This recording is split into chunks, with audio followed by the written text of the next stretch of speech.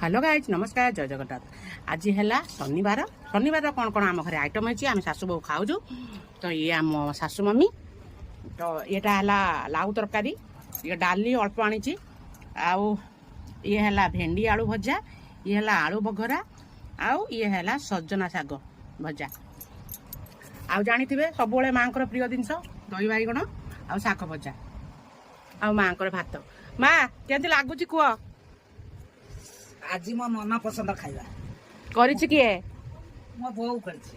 हाँ तम बोउ करछि हां भल मन ना भल लागुछि ना हां पूरा टेस्ट लागुछि। हां बोउ रंधा बढिया का रंधा म मन को जाउनी। हां खाली बोउ रांधब नाही हां ओ बोउ को खाली खटेइबा बहुत चालाक।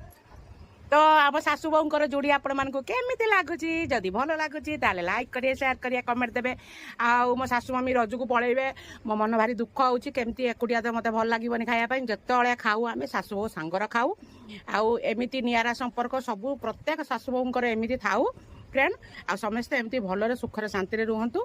जय Jagannath friend love you all please subscribe.